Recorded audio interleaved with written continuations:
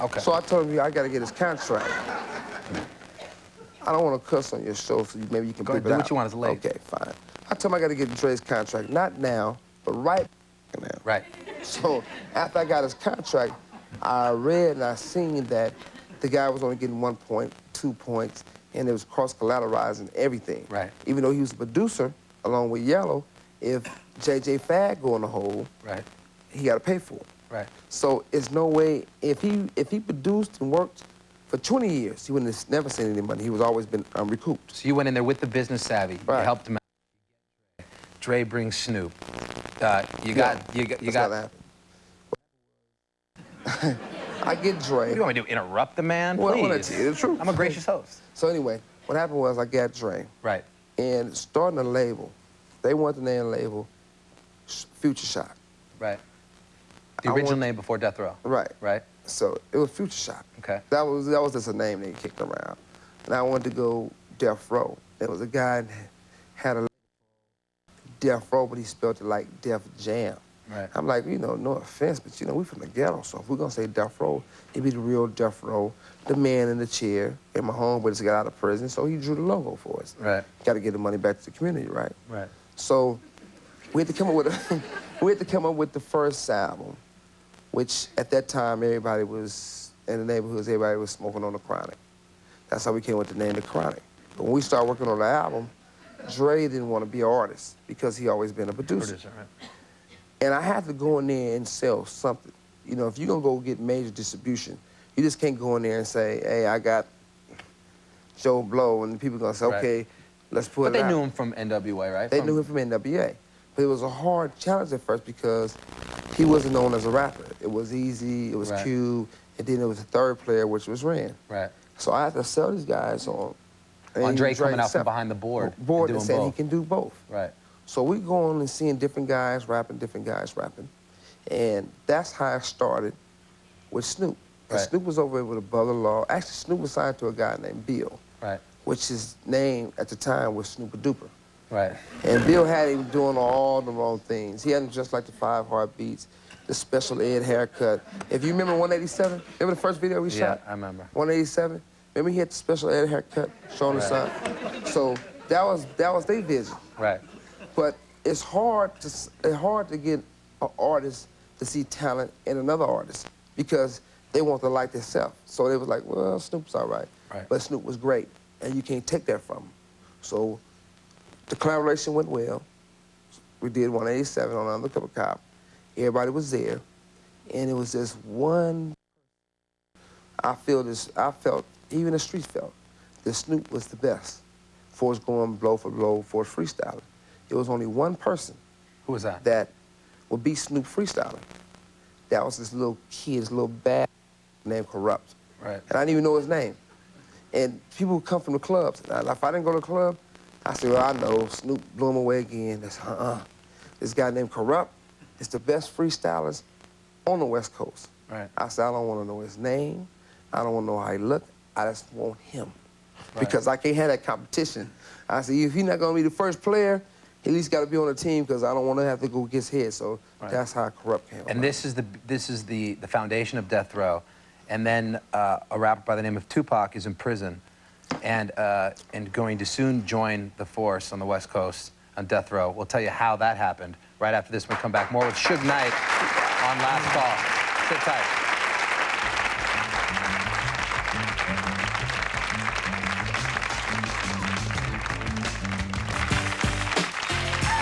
Welcome back to Last Call. Suge Knight is our guest. We've established Death Row Records and Dre and Snoop, which we just heard.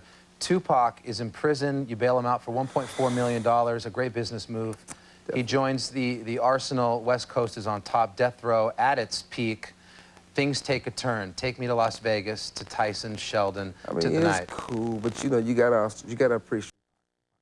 Right. And one of the things before he even came to prison, Pac was the type of wild type of guy. Interscope couldn't handle him. He was out of control. Right. And they wanted me to talk to him. So I talked to Pac, and I was like, look, you hanging out here, we be looking out for you, but you need to slow down a little bit. Right. Pac was like, I'm having fun, I ain't worried about it, this, and that. So Pac comes to New York, and he gets shot. Right. I can imagine everybody was sending roses and flowers and stuff. Right. And I sent Pac a bulletproof vest with the Death Row logo on it.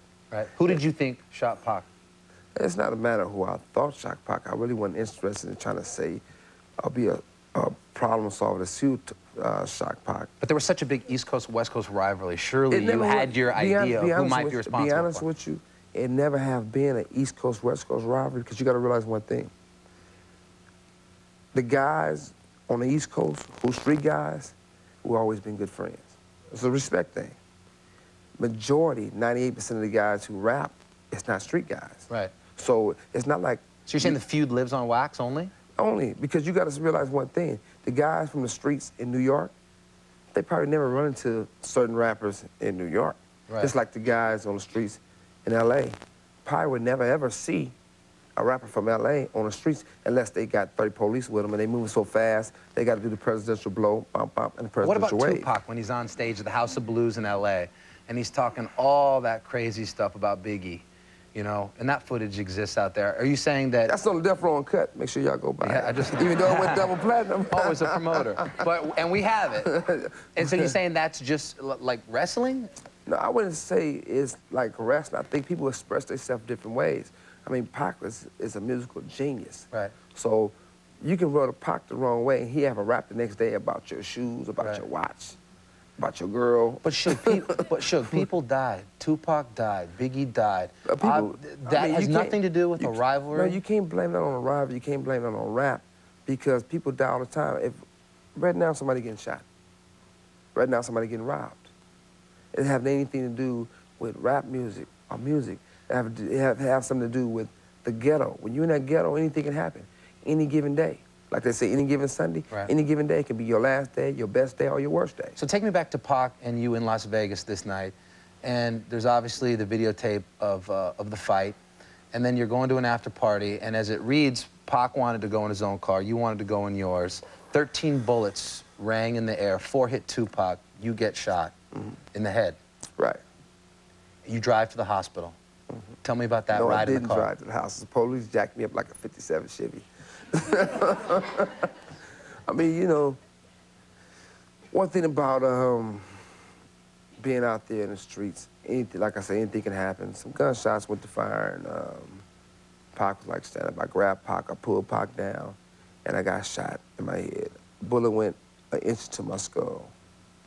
And they turned around and said I got a fragment or a graze, but if you look at the x-ray, it was a bullet an inch to my skull. But I guess the media didn't want to feel like I was Superman, so they tried to say it was just a graze or whatever. But I never cared neither way, because nobody wants to get shot. Right. But the thing about it is that... How do people accuse you of being involved with Tupac if you were in the car? Some people would say that's the perfect alibi. If you were in the car in a rain of bullets, that no one would ever point the finger. Well, I didn't get this far from being stupid, and I'm not an idiot. So therefore, you can't go and say, shoot somebody and then shoot me in the head, and an inch might go into me and make me paralyzed for the rest of my life, or it might kill me. Right. So, you know, people say a lot of things because sometimes when you're successful, it's lonely at the top. Right. And people don't like the top. So people say what they want to say, especially the competition. Right. Because, you know, I'm a hands-on type of executive. Right. I'm the only one who don't do a little dancing. That's just the late clubs with a little, you know. Right. But I looked at the situation with that. It's all understand them, comfort them, because me and Pac relationship wasn't fake. It wasn't a relationship where a rapper comes and say Tupac's name to get attention or to get applause. You know, it was a situation where, separate from the music, I'd rather have Pac here not being involved in music or rapping than having selling records after records after records and he not being here. But linking all these tragedies, linking them to you, the death of Notorious B.I.G., I guess on paper, would make more sense, given what he was racking up sales on the East Coast. I mean, when Biggie left. One of the things about Biggie, I'm not one of these nutterizers. I think he was talented and he's great. Did you hate Biggie? Never one bit. See, one thing you gotta realize me, follow my pattern. I'm a businessman.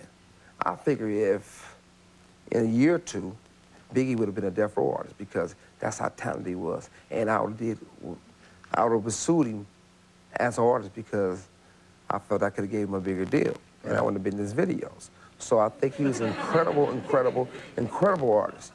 Just think, Tupac and Biggie, and there was no real feud. They might have had words before, but I know I could have molded them back to being great friends. Right. What if somebody's watching, though, Suge, that knows... What if they know all of the lyrics, they know the particulars, and they follow this, and they just say, man, Suge, I can't imagine that this feud only lived on wax, only lived in this world, because it became reality when we lost two of the greatest in Tupac and Biggie. There's a missing link to this story. What do you say to that? The missing link is this. It wouldn't be people in the music business involved, because it does nothing for the music business. It would have to be people outside the business, because those are people who's miserable, who don't care. Right. If you're a music lover, the last thing you want to do is lose a great artist, period. If you're a businessman, in my situation, that's the worst thing you want to be able to do, because even if it's an artist not on my label, I feel one day they will be on my label, because I give them a better deal. And now I want to talk about your label, The Row, which we're going to get into, the future of Suge Knight. Right after this, we'll be right back with more Last Call in a minute.